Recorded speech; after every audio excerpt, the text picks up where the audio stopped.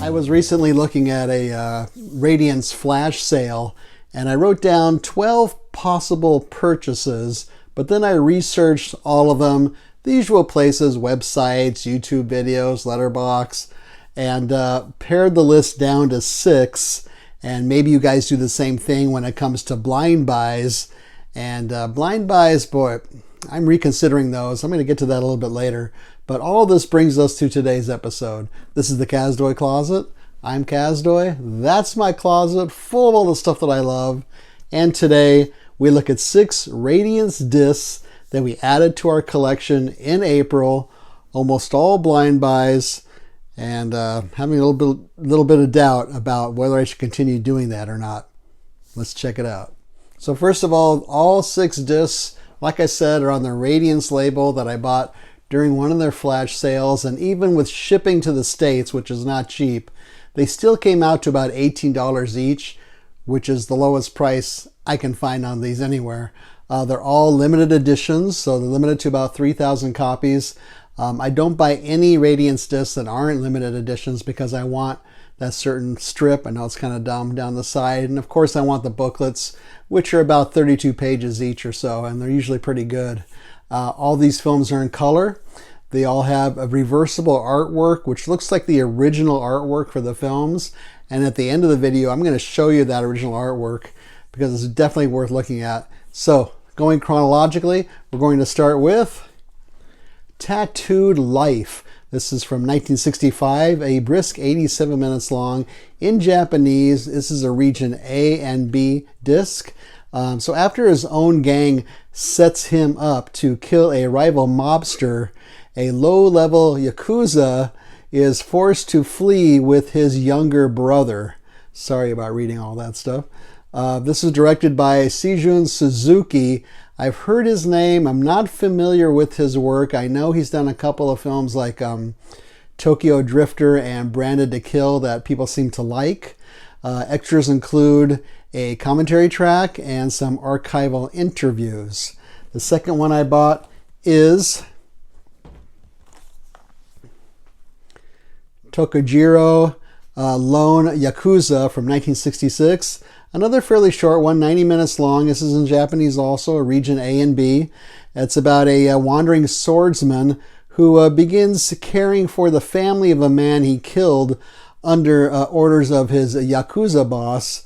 But then the gang won't stop until that guy's entire family is killed off. This is directed by Tai Kato. I've never heard of that director before.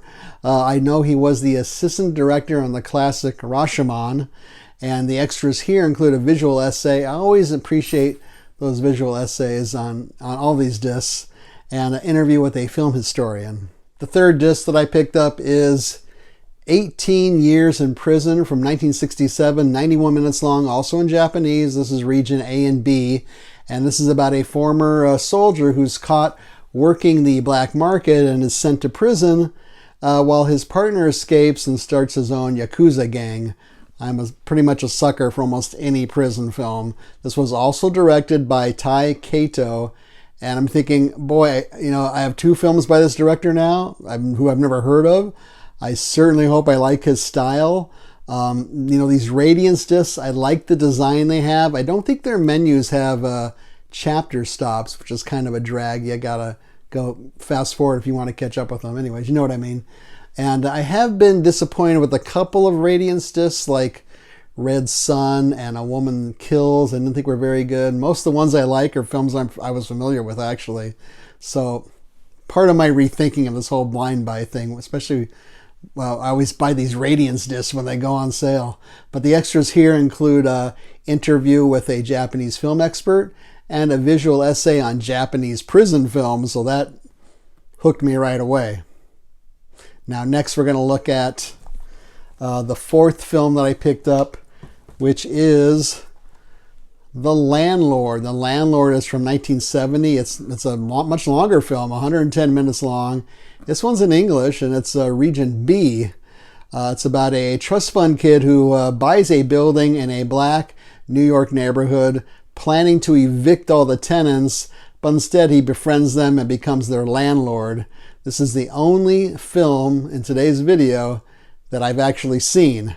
It was directed by Hal Ashby. This is his first feature film. Of course, he went on to direct such classics as Harold and Maude and The Last Detail and Being There and many others. It stars Beau Bridges and Lee Grant. And my memory of this film is I was 14 years old when this came out. I was hanging out with a friend. Somehow we were near a movie theater. And I don't know why I wanted to see this, but it was playing.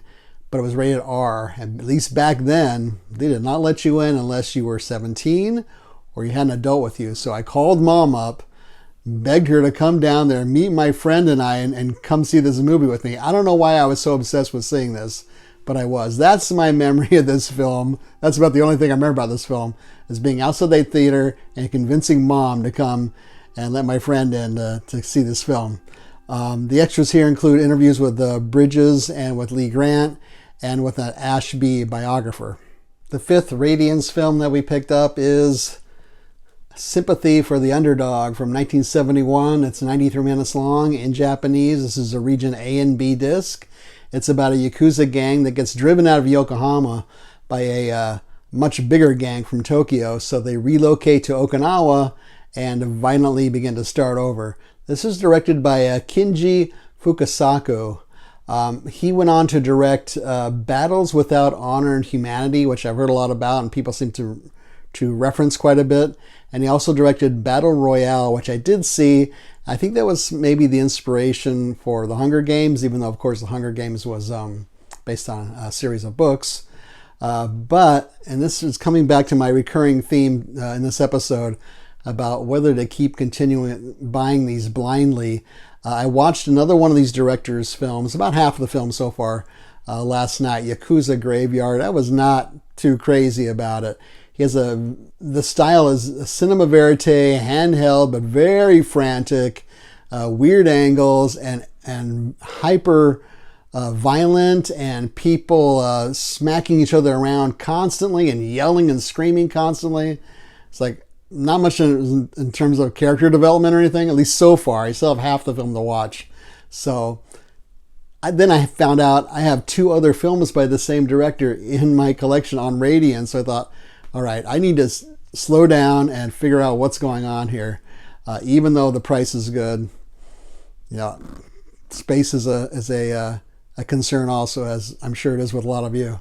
Anyways, the extras here include a commentary track, an interview with the director's biographer, and a visual essay.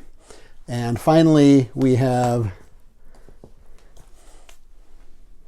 I don't know how to say this, Chow Pantine. This is from 1983, 94 minutes long, and actually in English, despite the title there. This is region A and B. This is about a small-time drug pusher in Paris who develops an unlikely friendship with a garage night manager, but both end up drawn to the criminal underworld. This, from what I read and researched about this, comes highly praised.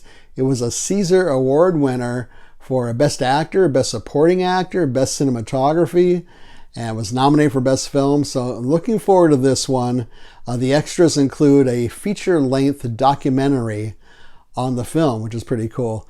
Now, I mentioned that all of these have the original artwork on the other side. So I'm going to pause this for a second. I'm going to flip the artwork around to share that with you. So going in the same order, here's the reversible artwork for Tattooed Life. I'm going to assume that's the original artwork.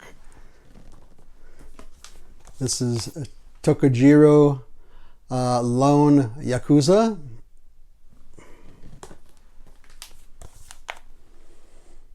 "18 years in prison."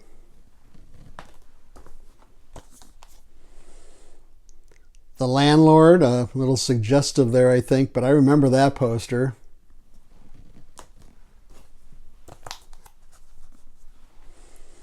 Sympathy for the Underdog.